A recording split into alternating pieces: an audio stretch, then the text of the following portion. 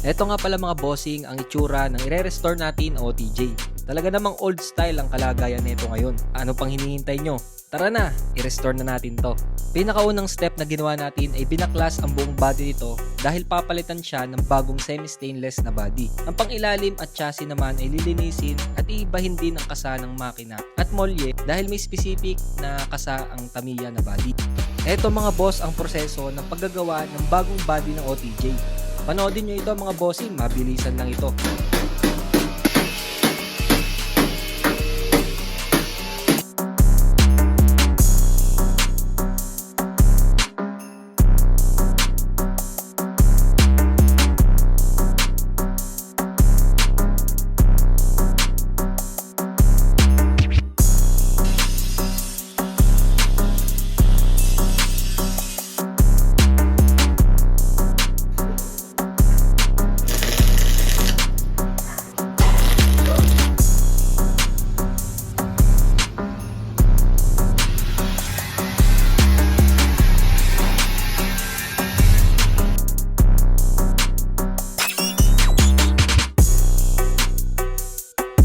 So mga boss, ito na yung ating engine.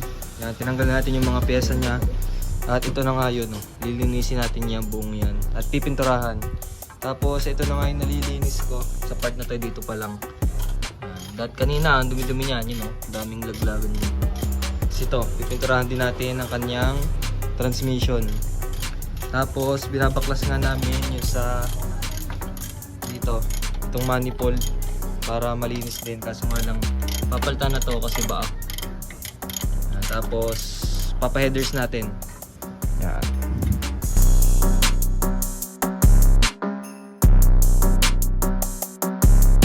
Ito na nga guys yung ating makina. Yan, tapos ko na siyang linisan. So ginamitan ko nga siya ng gas. Yan, para malinis natin. So may mga pekas-pekas na yan. So yan, okay na yan. Kumpara dun sa dati, napakadumi, maputi. Ngayon hindi na. Okay na to.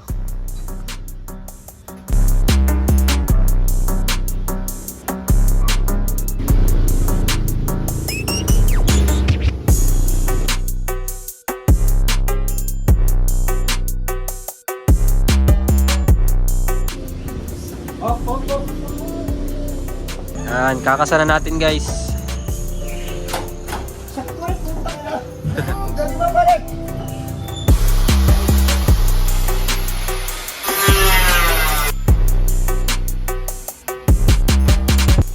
Guys, tatanggalin nga natin tong I-beam kasi papalitan natin to ng Gemini suspension.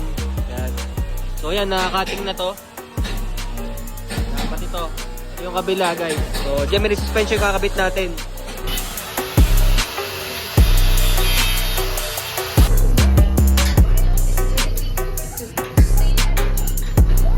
Well for 2026. Let's keep a gold foil coin with a lucky red top.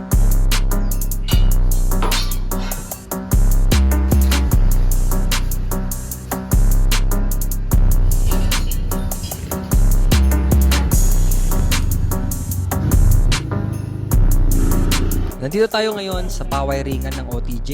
Yan, kita nyo naman mga boss na pinapawiringan natin siya ng bago. General wiring yung ginagawa nila dito.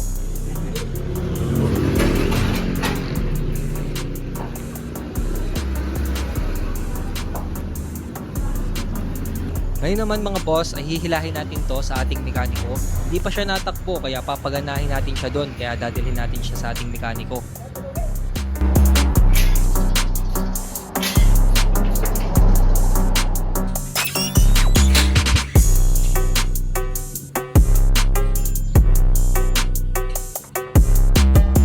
Ito nga pala mga boss ang ikakabit natin dito na mugs and tires. So yung tires natin bago yung lahat at yung ating mugs ay brand new rin yan na Atara. 15x9 ang sukat ng ating mugs na gagamitin dito. Ito boss, kakabitan din ng ganito. Sino yung headers. Tapos yung kanya muffler, mamaya pa kakabit. Yan.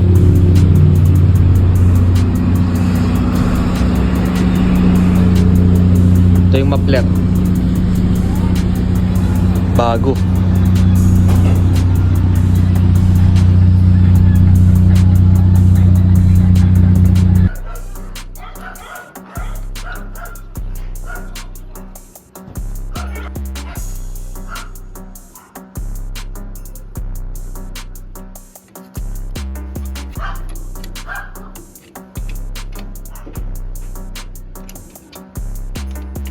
Yun no. Shout out sa Pope. Ayan guys. So ito yung ating isa pa na nire-rebuild na owner type Jeep. So ito guys, bago yung kanyang body, bago yung accessories niya. Yan, semi-stainless. So yung may-ari na ito is taga Pangasinan. Ito yung ating gulong.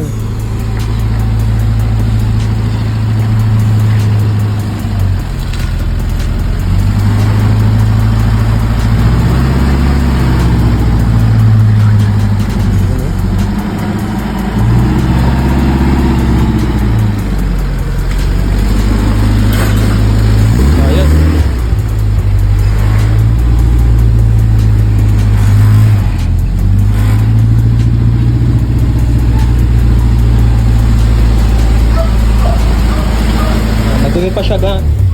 Madumi pa siya ngayon. Tamiya. Ito yung pinaparaffle natin. Bago din yung gulong. Yan. Ala, ako'y nakatungtong din eh. Ah. Yung pa ako'y nakagayan. Ayun sa akong inarin eh. Ay di ko ba yun? Ako'y patay. Hindi magkataw. Siya yan. Ay inamin ko naman. Kaya pa ba, maligyan din mga aminin niyan. Ay kasalanan ko yan. Magkano daw yan? Ala, huwag na. Ay, Yan na. ko naman. Hindi. Susunod na lang Kuya Jerry ah. Oo. Basta ako yun. Ayun guys, ang trapal. Gawa ni Kuya Jerry. Bakit nakakin kami? Banat yan kuya. Ah. Ano? Sige, send mo na lang. Okay, thank you. Lahat po. Oo.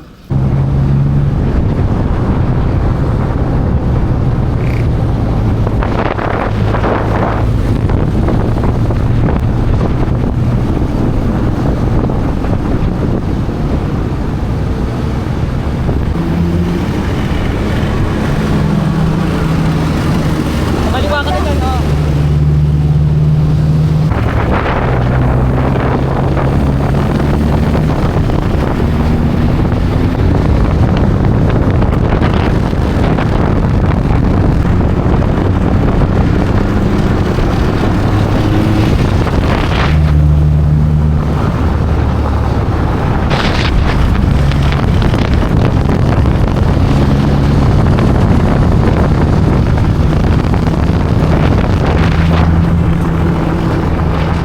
Okay mga boss, dito tayo ngayon sa Aguila Glass at yan nga. So nabasag nga nung magtatrapal natin pero hindi natin pinabayadan syempre. Para ano na lang, next time na lang, mag-ingat na lang. Yan. Yan yung damage. Pero sabi ko nga sa inyo mga boss, okay lang, hindi natin pinabayaran syempre. Gahanap buhay din yung tao. Hindi naman sinasadya, kaya okay lang.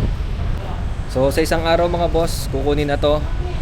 Yung may-ari nito is taga Bulacan pala, hindi pala Pangasinan.